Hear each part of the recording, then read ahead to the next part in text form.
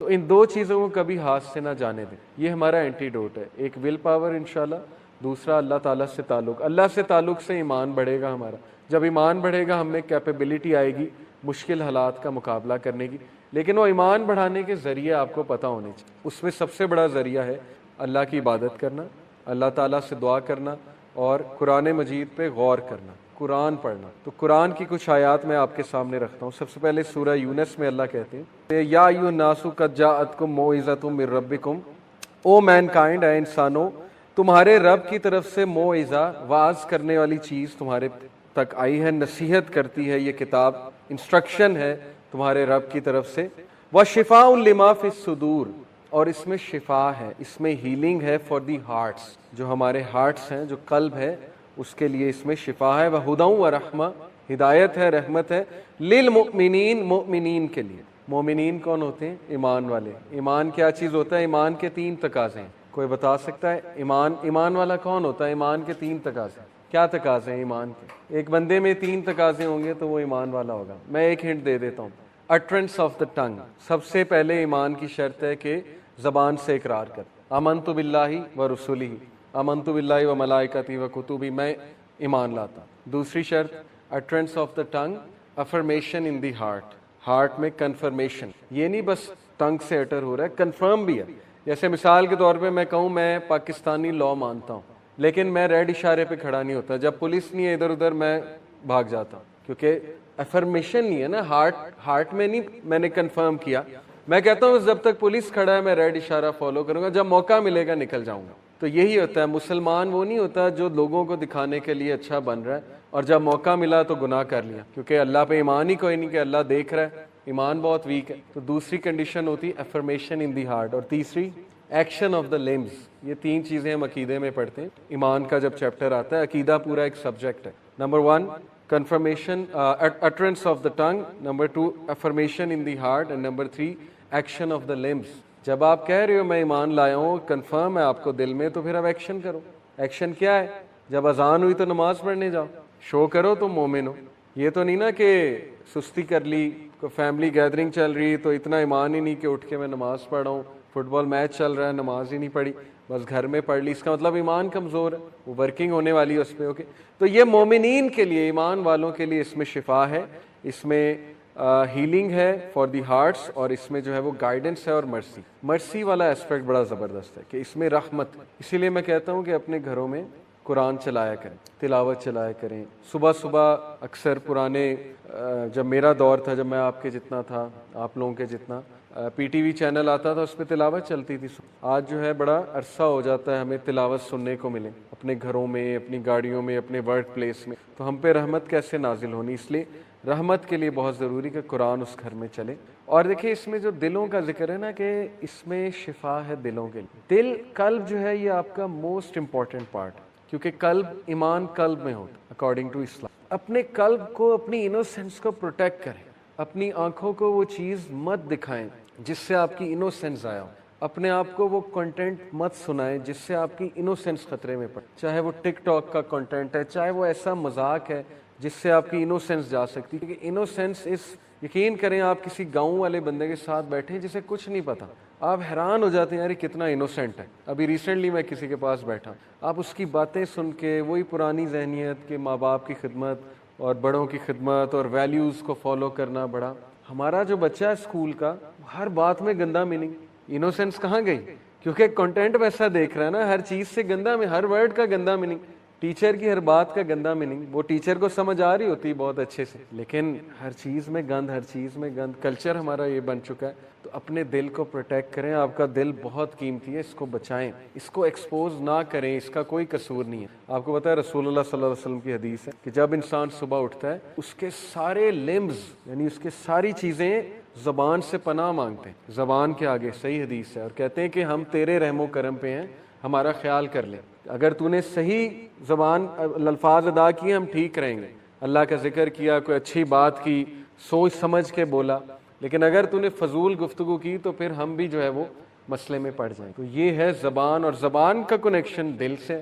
ابن قیم نے کہا کہ اگر تم نے کسی کے دل کی حالت دیکھنی ہے تو اس کی زبان دیکھ لو، اس کی زبان تمہیں بتا دے گی اس کے دل پہ کیا چل رہا ہے. اگر وہ کڑوی زبان ہے اس کا مطلب بیچارہ بڑے پرابلم میں، اس کا مطلب اس کے دل کی بڑی ورکنگ. اگر وہ شکر گزاری والی زبان ہے، اگر وہ بڑی پازیٹیو ٹاک کرتا ہے، اگر وہ غصہ برداشت کر جاتا ہے، گھر والوں کے ساتھ اچھا ہے، رویہ اچھا ہے، زبان بہت اچھی، اس کا مطلب دل اچھا ہے، قلب اچھا ہے. تو ہم اپنی زبان ایک بار دیکھ لیں. یہ تزکیہ کا پوائنٹ ہے کہ ہماری زبان کیسی ہے. ہم کہیں ایسا تو نہیں باہر بہت اچھے ہیں، ماں باپ کے ساتھ ہماری زبان بہت چلتی ہے اور بہن بھائیوں کے آگے بہت چلتی ہے یا بیوی کے آگے بہت چلتی ہے، تو یہ اس کا مطلب دل پہ پھر کام ہونے والا ہے ظاہر ہے. تو اس لیے اپنے دل کو پروٹیکٹ کر. پروفٹ صلی اللہ علیہ وسلم نے کہا بیویئر، صحیح بخاری کی حدیث ہے، بیویئر، خبردار، there is a piece of flesh in the body, تمہارے جسموں میں ایک لوتھڑا ہے، if it becomes good and reform the whole body becomes good, اگر یہ ریفارم ہو جائے گا تمام باڈی ریفارم ہے. But if it is spoiled, لیکن اگر یہ خراب ہو گیا پھر سب کچھ خراب ہے، پھر ذہنیت خراب ہے، زبان خراب ہے، ایکشنز خراب ہے، عمل خراب ہے، پھر وسوسے بھی آتے ہیں بہت زیادہ کیونکہ دل پہ کام ہی نہیں ہوا نا. پھر وہ بندہ پھنس جاتا ہے، ڈپریس رہنا، ڈی موٹیویٹڈ رہنا، وسوسوں کا آنا، سمجھ نہیں آ رہی ہوتی میں کیا کروں، کیسے نکلوں وغیرہ وغیرہ، کیونکہ دل پہ کام نہیں کیا. اس لیے وہ کون سا پارٹ ہے؟ دیٹ از دی ہارٹ، وہ ہے تمہارا قلب. اس لیے اپنے قلب پہ رحم کرو، اپنے قلب پہ ورکنگ کرو. قلب پہ ورکنگ کرنے کے لیے میں آپ کو ایک پریکٹیکل ٹپ دیتا ہوں. پہلی تو بات، نمازیں 5 قائم کرنے کی کوشش کریں انشاءاللہ. ہر نماز کے بعد 20 بار استغفار، 100 بار استغفار دن میں کریں، لیکن بہت فوکسڈ سوچ کے اللہ کو سامنے لا کے، اپنے گناہوں کو سامنے لا کے تزکیہ کریں. 20 بار استغفار، استغفر اللہ توب الیہ، استغفر اللہ توب الیہ، 20 بار ہر نماز کے بعد پڑھیں اور دن میں 100 بار پڑھیں. اور ایک آدھا کو ایسا ٹائم رکھیں جب آپ قرآن کی 10 آیتیں پڑھ لیں. قرآن یہ نکالا، میری فیوریٹ سورہ البقرہ، سورہ آل عمران ہے، کیونکہ نبی اکرم صلی اللہ علیہ وسلم نے کہا قیامت والے دن یہ 2 صورتیں تجھے چھوڑیں گی نہیں، یعنی تیری سفارش کر کے ہی چھوڑیں گے. یہ 2 صورت یہ آئیں گی اللہ کے سامنے اور کہیں گی یہ تو میری تلاوت کرتا تھا بہت زیادہ. تو سورہ البقرہ، سورہ آل عمران میری بھی فیوریٹ ہے. آپ بس پڑھنا شروع کر دیں سورہ البقرہ، اس کے آپ ایسے ایسے فائدے زندگی میں دیکھیں گے آپ سوچ بھی نہیں سکتے. لیکن ٹائم نکال لیں، کوئی 10 منٹ نکال لیں، 15 منٹ، 1 رکوع پڑھ لیں، 2 رکوع پڑھ لیں. آج کل کیا مشکل ہے، موبائل نکالا پڑھنا شروع کر دیں. عصر کی نماز کے بعد رکھ لیں ٹائم، وہاں بیٹھے بیٹھے مسجد میں اگر آپ گئے ہیں وہاں بیٹھے بیٹھے موبائل نکالیں، پڑھنا شروع کر دیں. آپ اس کے اثرات دیکھیں گے اپنی، اور اس کا دل پہ بھی آپ اثر دیکھیں گے، آپ کا دل سٹرونگ ہوگا. ٹھیک ہے، یہ ایک ٹپ ہے. استغفار بڑھائیں اور قرآن پڑھیں ڈیلی، لیکن کرنا ہے آپ نے یہ. آپ اس کے انشاءاللہ بہت زبردست اثرات اپنے دل پہ دیکھیں گے اور اپنی تمام زندگی کے معاملات میں انشاءاللہ دیکھیں. ابن الجوزی کا ایک کوٹ سناتا ہوں. انہوں نے کہا if you want to know how you stand before the king then look at how you are spending your time and what work you are assigned to do. بہت سے لوگ کہتے ہیں کہ مجھے کیسے پتا اللہ مجھ سے خوش ہے. اسکالرز اس کا ایک جواب دیتے ہیں کہ اگر تیرا نماز پڑھنے کا دل کر رہا ہے اور کوئی نیکی کرنے کا دل کر رہا ہے تو یہ ایک سائن ہے اللہ تم سے خوش، کیونکہ توفیق اللہ کی طرف سے. حضرت عمر صلی اللہ عنہ کہتے تھے کہ مجھے یہ ڈر نہیں ہے کہ میری دعا قبول ہوگی کہ نہیں، مجھے یہ ڈر ہے کہ مجھے دعا کرنے کی توفیق بھی ہوگی کہ نہیں. دعا کی بھی توفیق ہوتی. اگر ایک بندہ ہینڈ ریز کر رہا ہے ثبوت ہے کہ اللہ چاہتا ہے کہ وہ اس کے پاس، ادروائز ہاتھ ہی نہ اٹھاتا ہو. جس سے اللہ ناراض ہوتا ہے اس سے ہاتھ نہیں اٹھائے جاتے، اس سے پھر دعا بھی نہیں کی جاتی. تو اس لیے اگر آپ کبھی دعا میں ہاتھ ریز کر رہے ہیں اس کا مطلب اللہ تعالیٰ چاہتا ہے.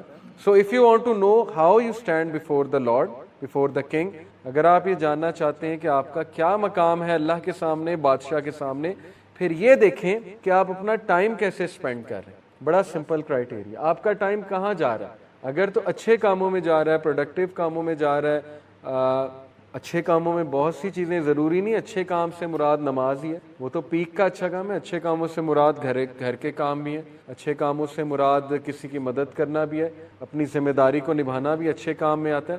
And what work you are assigned to do, اور یہ دیکھو کہ تم کیا کام کر رہے ہو، تم کن کاموں میں ملوث ہو اور تمہارا ٹائم کہاں پہ لگ رہا ہے. تو یہ تزکیہ کا آج پوائنٹ ہم لے کر اٹھتے ہیں انشاءاللہ کہ ہم اپنی روٹین نوٹ کریں. اس روٹین میں ہم یہ دیکھیں کہ ہمارا major chunk of time, major chunk کہاں جا رہا ہے. اگر اس میجر چنک میں 6 گھنٹے انٹرٹینمنٹ کے ہیں اور نمازیں کچھ اس طرح کی ہیں کہ 2 منٹ میں فارغ کر رہے ہیں ہم، تو پھر سویر تزکیہ کی ضرورت. اوکے، اور اگر اس میجر چنک میں جو ہے وہ زیادہ اچھے کام ہیں تو پھر یہ خوشخبری کی بات ہے، بہت اچھی بات ہے. تو اپنے ڈے کا محاسبہ کریں، انالیسس کریں، اس کی منتھلی رپورٹ بھی بنائیں. یہ کام اگر آپ کرنے بیٹھیں گے آپ دیکھیں ہدایت کیوں نہیں آتی. تبدیلی کیوں نہیں آتی. میں نے ماشاءاللہ اپنے پورے ڈاکومنٹس انشاءاللہ نیکسٹ کلاس میں دکھاؤں گا. جب میں چینج ہوا تھا میں نے پورا ایک فولڈر بنایا تھا, فولڈر آپ کو دکھاؤں گا, اور اس فولڈر کا نام سیلف اکاؤنٹیبلٹی رکھا تھا. اس میں پوری اپنی رپورٹ لکھتا, کیونکہ عادت ہمیں یونیورسٹی میں بھی ہر چیز کو انالائز کرنا ہے, بینگ این انجینئر رپورٹس لکھنا. تو جب میں کوئی غلطی کرتا تھا میں وہاں لکھتا تھا نوٹ پیڈ پہ, آج مجھ سے یہ غلطی ہوئی, یا جب کوئی اچھا کام کرتا تھا وہ بھی نوٹ کرتا تھا. اس سے بہت کچھ آتا ہے. آپ کبھی لاسٹ ہونا اور وہ ڈاکومنٹس کھول لیں تو آپ کو بڑا فائدہ ہوتا ہے. آپ ایک دم ریفلیکشنز پڑھ لیتے ہیں اپنی لکھی ہوئی, آپ حیران ہوتے ہیں کہ یہ میں نے لکھی تھی اس دن. کانفیڈنس ملتا ہے اس سے. جب آپ کسی گناہ کو ریزسٹ کر رہے ہو لکھ لیں آج میں نے گناہ کو ریزسٹ کیا, ایسے کیا. تو یہ لکھت لکھائی بہت ہیلپ کرتی ہے. یہ سائیکولوجیکلی اسپیکنگ جب کوئی چیز آپ لکھ لیتے ہیں نا تو برین کے جو پاتھ ویز ہیں وہ بنتے ہیں اس چیز سے متعلق, تو وہ عادت چھوٹنے کے زیادہ چانسز ہوتے ہیں. اسی لیے جو اسکولنگ سسٹم ہے آپ کو ٹیچر پاور پوائنٹ بھی دے سکتا ہے. اسکول جانے کی کیا ضرورت ہے, آج کل تو گوگل کلاس روم پہ ٹیچر کہ لو یہ لو پاور پوائنٹ ڈال دیا پڑھو بیٹھ کے. لیکن وہ کیوں بورڈ پہ لکھواتا ہے؟ آپ کہتے ہیں یار یہ ساری باتیں پتہ ہے کیوں بورڈ پہ ہمیں لکھوا رہا ہے ساری باتیں, کیونکہ اس کے پیچھے سائیکالوجی ہے کہ آپ جب لکھو گے آپ کو چیز یاد رہے گی اور زیادہ چانس ہے کہ آپ وہ چیز ریپیٹ کرو. تو اپنا ایک فولڈر بنا کے نا انالیسس کریں اپنی شخصیت کا, اپنے روٹین کا, اپنے ٹائم چنکس کا انشاءاللہ تعالی, اور اس کے بعد ایکشن پلان بنائیں, کریکشن پلان, ایکشن پلان, کہ میرے روٹین میں مجھے یہ ٹرینڈ نظر آ رہا ہے کہ میں رات کے اس ٹائم بہت ضائع کر, یعنی یہ والا سلاٹ مجھے پرابلمٹک نظر آ رہا ہے جو 8 سے 11-12 کا ٹائم ہے. اس دوران میں ویلیاں مار رہا ہوتا ہوں, ٹھیک ہے, یہ آپ کے سامنے آ جائے گا کہ اس دوران میں یہ کر رہا ہوتا ہوں اور یہ چیز میرے ایمان کو خراب کر رہی ہے. تو بس اس کو ریپلیس کرنا شروع کریں, عادت بن جائے گی انشاءاللہ. آہستہ آہستہ کریں گے. Replace this thing with book reading. رات کو یقین کریں کوئی ناول پڑھ لیں, اگر اسلامی بکس نہیں پڑھنی ناولز پڑھ لیں, قیامت کے سائنس پہ بک پڑھ لیں, کوئی سلف کے کوٹس کے اوپر بک پڑھ لیں. دارالاسلام کبھی جائیں, اتنی بہترین کتابیں آج کل آ گئیں, اسلاف کی سٹوریز لے آئیں. Jewels of the gems of the self وہ ایک کتاب ہے. کوئی سائنس, ماڈرن سائنس پہ کتاب, ماڈرن سائنس اینڈ اسلام, یہ دارالاسلام کی کتابیں. ایسٹرو فزکس اینڈ اسلام دارالاسلام کی کتابیں. ان کو بک ریڈنگ سے انشاءاللہ آپ لوگ آہستہ آہستہ اپنی ہیبٹس کو ریپلیس کریں, اس طرح تبدیلی آئے گی. ادروائز صرف ایک لیکچر پہ آنے سے چینج نہیں آئے گی, کیونکہ یہ ہم سن کے چلے جاتے ہیں. تو تبدیلی لانے والے انشاءاللہ آپ ہیں, اور اللہ سبحانہ و تعالیٰ آپ کے ایکشنز دیکھ کے آپ کو ہدایت میں انکریز کریں گا. اوکے, یہ بات یاد رکھیں. بہت سے لوگ مجھ سے سوال کرتے ہیں کہ ہم کنسسٹنسی کیسے اچیو کریں. دیکھیں جو کنسسٹنسی ہے نا, یہ اصحاب کہف کے واقعے سے یہ ثابت ہوتا ہے کہ اللہ تعالیٰ ان کے بارے میں کہتے ہیں کہ وَرَبَطْنَا عَلَىٰ قُلُوبِهِمْ إِذْ قَامُوا فَقَالُوا رَبُّنَا رَبُّ السَّمَاوَاتِ وَالْأَرْضِ لَن نَّدْعُوَ مِن دُونِهِ إِلَٰهًا لَّقَدْ شَطَطَا. اور پھر اللہ نے ان کا إِنَّهُمْ فِتْيَةٌ آمَنُوا بِرَبِّهِمْ وَزِدْنَاهُمْ هُدًى. پہلی بات یہ بتائی کہ وہ لوگ جم گئے, کھڑے ہو گئے, انہوں نے اعلان کر دیا اللہ ہمارا رب ہے. اس بیسس پہ اللہ نے انہیں استقامت دے دی. ایکشن کی بیسس پہ استقامت ہوتی ہے. ایک بندہ ایکشن ہی نہیں لے رہا, ہمت ہار چکا ہے کہ میں نے کرنا ہی نہیں, میں کر ہی نہیں سکتا, تو پھر اس کو استقامت نہیں آتی ہے. ایکشن لینا پڑتا ہے پھر استقامت آتی ہے. اور اللہ کہتے ہیں کہ we increase them in guidance. انہم فتیۃ آمنوا بربہم, بے شک وہ نوجوان تھے جو اپنے رب پر ایمان لائے, وزدناہم ہدی, اور ہم نے انہیں انکریز کیا ہدایت. انکریز بھی اللہ تب کرے گا جب بندہ ایمان لے کر آتا ہے, جب بندہ ایکشن سے شو کرتا ہے کہ میں آنا چاہتا ہوں, میں بچنا چاہتا ہوں. لیکن ظاہر ہے کہ جس دور سے آج ہم گزر رہے ہیں, اگر آپ ایک نظر دوڑائیں, ہماری جو یوتھ ہے نا آئیڈینٹی کرائسس میں ہے لٹرلی, اور جس طرح ان کی تربیت ہو رہی ہے نا یونیورسٹیز سے بھی اور گھر سے بھی انفارچونیٹلی, اور جس طرح ویسٹرن مغربی ویسٹرن نیریٹو ہم پہ مسلط کیا جا رہا ہے, تو ہماری آئیڈینٹی بہت ڈینجر میں ہے, بہت ڈینجر میں ہے. ٹرسٹ می, ہمارے نوجوانوں کی آئیڈینٹی بہت ڈینجر میں ہے. کل کو آپ نے کارپوریٹ سیکٹر میں جانا ہے, جابز کرنی ہے, لوگوں سے منسلک ہونا ہے, مختلف قسم کی ذہنیت کے لوگ آپ کو ملیں گے. بہت چانس ہے کہ ہمارا ایمان جو ہے وہ ڈیمیج ہو, اور بہت چانسز ہیں کہ ہمارا عقیدہ ڈیمیج ہو, ہماری کریڈ ڈیمیج ہو. جو کریڈ ماں باپ کو بچپن سے بنانی چاہیے تھے بچے کی, انفارچونیٹلی وہ نہیں بنائی. آج ہو کیا رہا ہے کہ ہمارا جو بچہ جب بڑا ہوتا ہے, یونیورسٹی میں جاتا ہے, پھر کارپوریٹ سیکٹر میں جاتا ہے, وہ سارا وہ فلسفہ گھول کر پی چکا ہوتا ہے. جو فلسفہ ایکچولی جس کے خلاف مذہب آیا تھا اور جس کے خلاف رسول اللہ صلی اللہ علیہ وسلم نے اسٹیٹس کو چیلنج کیا تھا، وہ سارا فلسفہ ہم گھول کر پی چکے ہوتے. اس کے بعد جب دین ہمارے سامنے آتا ہے نا، اور قرآن کی آیات ہمارے سامنے آتی ہیں اور مقصد حیات ہمارے سامنے آتا ہے، تو یا تو ہم ڈپریس ہو جاتے ہیں کہ یار یہ کیا ہے، یہ کیسے ہو گیا، ایک دم جب ہماری آنکھیں کھلتی ہیں کہ یہ کیا بات ہوئی، یا پھر ہم اس کا انکانشیسلی انکار کر دیتے ہیں کہ یہ تو کوئی بہت ہی مشکل چیز ہے، ایسا تو نہیں ہو سکتا، ایسا کیسے ہو سکتا ہے. وجہ کیا ہے کہ ہم نے بجائے کہ قرآن کو لینس بنانے کے، ہم نے اپنے دنیاوی نیریٹو کو لینس بنایا. اب اس لینس کے مطابق ہم مذہب کو بھی پرکھتے ہیں، دین کو بھی پرکھتے ہیں، اس کے مطابق ہم حدیث کو بھی پرکھتے ہیں، اس کے مطابق ہم صحیح اور غلط کو بھی پرکھتے ہیں.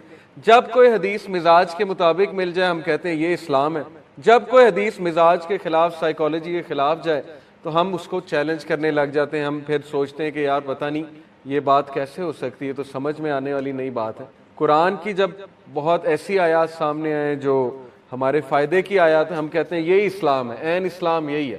لیکن جیسے ہی قرآن میں حلال اور حرام کا ذکر آنا شروع ہو، قرآن میں ایسی باتیں جو ہمیں شیک کریں، جالٹ کریں، اندر سے ویک اپ کال دیں، پھر ہم سوچ میں پڑ جاتے ہیں، ڈاؤٹ میں آ جاتے ہیں کہ یار ایسا کیسے ہو سکتا ہے. آج یہی خطرہ، یہ جو مینٹالٹی ہے نا کہ ہم اپنی سائیکالوجی کے مطابق دین کو بھی دیکھ رہے ہیں، یہ بہت بڑا شرک ہے. یہی مسٹیکس پرانی امتوں نے کمٹ کی تھی کہ وہ اپنی سائیکی کے مطابق، اپنی نفسیات کے مطابق ہر چیز دیکھنا چاہتے تھے. یہی بنی اسرائیل کی سب سے بڑی مسٹیک تھی. آج ہم بھی وہی کر رہے ہیں. ہمارے سامنے نبی کا کوئی حکم آتا ہے، ہم کہتے ہیں یہ تو بہت سخت بات ہے، نبی تو ایسی بات کر ہی نہیں سکتا، یہ تو عقل کو ہی نہیں لگتی، تو لاجک کو نہیں لگتی، یہ تو مولویوں نے بات بنائی ہوئی ہے. وداؤٹ ڈوئنگ اینی ریسرچ ہم میں سے کتنوں کو سورسز آف شریعہ پتہ ہے. اگر میں اپنی کلاس میں مطلب اکثر اسٹوڈنٹ سے پوچھتا ہوں، وہ لیول کو پڑھاتا ہوں میں، کہ سورسز آف شریعہ کیا ہوتی ہیں، اگر تو اسلامیت میں پڑھا ہے جواب دے دیتے ہیں، ادروائز یہ بھی نہیں پتا سورسز آف شریعہ ہے کیا. قرآن نمبر 1، حدیث نمبر 2، اس کے بعد آثار صحابہ، صحابہ کے اقوال نمبر 3، اجماع نمبر 4، کنسنسس، اجماع کیا ہوتا ہے یہ بھی نہیں ہم نے اتنا پڑھا، قیاس نمبر 5، اجتہاد نمبر 6، عرف نمبر 7. عرف کسٹم آف سوسائٹی، کسٹم بھی دیکھا جاتا ہے لیکن وہ لیسٹ ہے. اگر کوئی معاملہ قرآن سے نہیں سمجھ آ رہا ہے، حدیث کی طرف ریفر کریں. حدیث سے بھی نہیں آپ کو سمجھ آ رہا، یعنی کہ آپ سمجھتے ہیں کہ اس پہ علماء کی رائے لینی چاہیے، تو آپ صحابہ کے اقوال پڑھیں، صحابہ کی تفسیر کی طرف جائیں. تفسیر ابن کثیر صحابہ کی تفسیر، ابن عباس کی تفسیر، صحابہ سے بھی چلیں. آپ کو سم ہاؤ ایک میٹر نہیں نظر آ رہا، آپ اجماع دیکھیں، امت کا اجماع کس پہ، کنسنسس کس پہ، انٹلیکچوئلز کا. مثال کے طور پہ پردے کے ایشو کو لے لیں. پردے کا ایشو میں اجماع کہاں پر ہوا ہے؟ علماء کا اجماع. علماء سے مراد ہے تمام مکاتب فکر کے علماء کا اجماع. کنسنسس دیکھیں کہ پردہ کیا ہوتا ہے، عورت کا پردہ کیا ہے، مرد کا پردہ کیا ہے، یہ ایشو ہے کیا پردے کا، حجاب کیا ہوتا ہے. وہاں سے بھی نہیں سمجھ آ رہا ہے. ایک چیز قیاس کی جا سکتی ہے، کوئی نیا مسئلہ درپیش آ گیا، اس میں قیاس ہوگا. جیسے